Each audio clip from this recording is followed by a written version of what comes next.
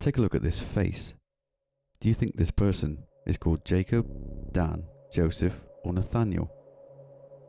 If you said Dan, you were right.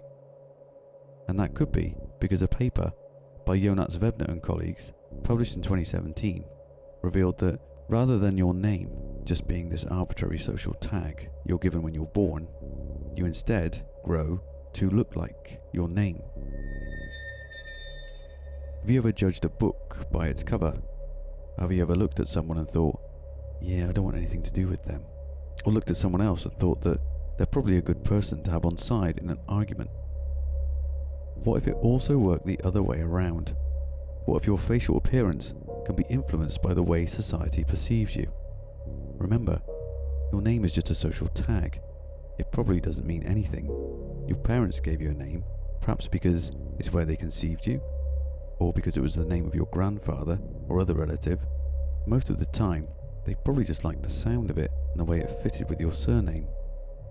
Oscar Wilde wrote a novel called The Picture of Dorian Gray, and in it, the actions of the protagonist affected the way his portrait looked. And that's what the researchers here were investigating, whether or not a similar phenomenon can actually happen in real life. Babies look very similar. Few have any distinguishing facial characteristics. They're what we call homogeneous in appearance when compared to adult developed faces. Most of us probably think our facial appearance is a given, with things like genes and hormones dictating our facial appearance. But studies have found that short-tempered people tense specific facial muscles more than relaxed people, and this is associated with a particular development of the jaw. But this presents a chicken and the egg problem. Did the personality drive the facial appearance, or did the facial appearance develop the personality? There's some interesting studies that look at the possible effects of personality on facial appearance. One of them, by Lomas et al., found that the clothes women wear can affect the attractiveness of their face. They asked women to wear clothes in which they felt attractive, unattractive, or just comfortable, and then took pictures of their faces while they were holding neutral facial expressions. They then asked men to judge the attractiveness of those faces. The men rated the women who were in clothes they felt attractive in as more attractive than when they were in clothes they felt comfortable in, or clothes in which they felt unattractive. Remember, they could only see the face, nothing else, so somewhere in that neutral facial expression is something else, some expression of self-confidence, something very subtle but enough for a human observer to pick up on. So in the Zwebner paper, We Look Like Our Names, they argue that once you give your child a name, that name can lead to certain social expectations and interactions.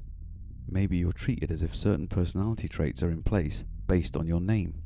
For example, if most people you know called Dave are fairly unreliable, the next Dave you meet, you might expect to be let down by them. The idea that a name can dictate things about us is a self-fulfilling prophecy, in that our facial features can change over the years to represent expectations for how we think we should look based on our name.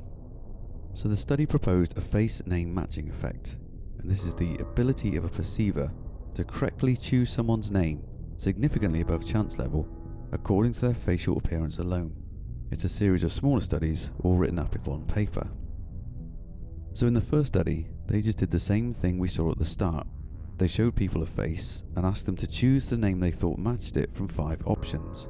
And they found that participants guessed correctly in 28.21% of cases. Now that might not sound like much, but bear in mind the chance level here is 20% because there are 5 options. So actually, it's quite a bit above chance level. In the next study, they wanted to see if the face-name matching effect was associated with characteristics of the names themselves. So they did the first study the other way around. That is, they showed participants a black square and gave them a choice of 5 different names. Then they removed the square and asked participants if they believed their choice was a good match to the face or not. Again, because there were 5 names, there was a 20% chance rate, and they found that people accurately matched the target name at greater than chance level, 24.97%. They then used a machine learning algorithm, and these things are useful, firstly because you can throw a lot of information at them, and secondly because they're not subject to human biases. They fed the algorithm pictures of faces matched with their correct names to learn from. Then they gave it new faces and a choice of 2 names. They used 36,000 female facial images for 15 female names and 58,000 male facial images for 13 male names, the algorithm could match names to faces at significantly higher than chance level, the lowest being 54% and the highest matches being 95%.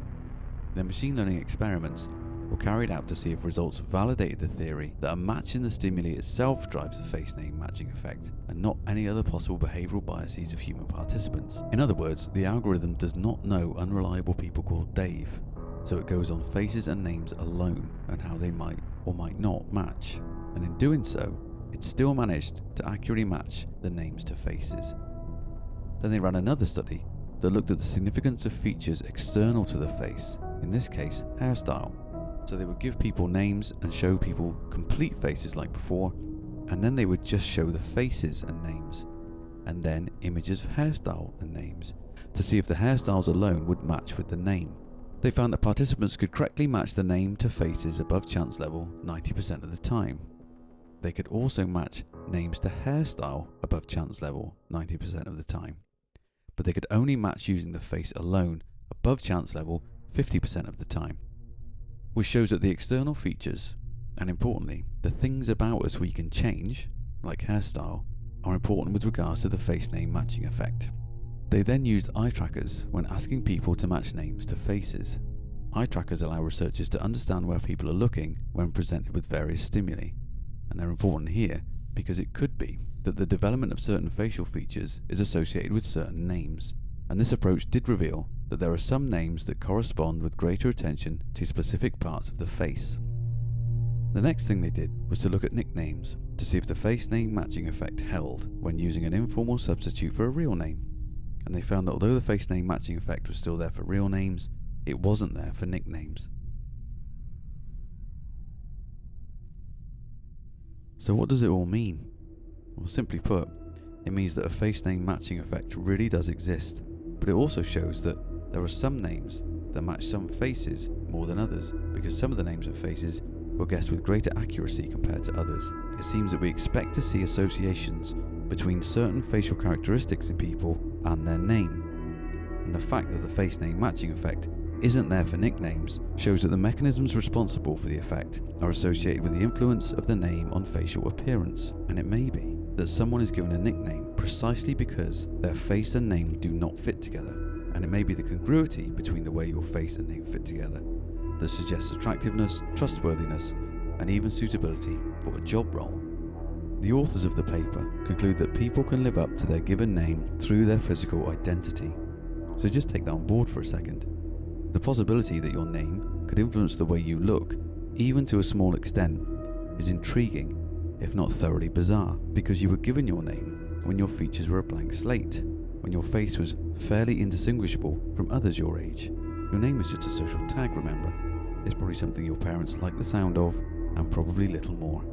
But the existence of the face name matching effect points to the role of social structuring in general, and naming in particular, in the interaction between self and society that we all experience day to day.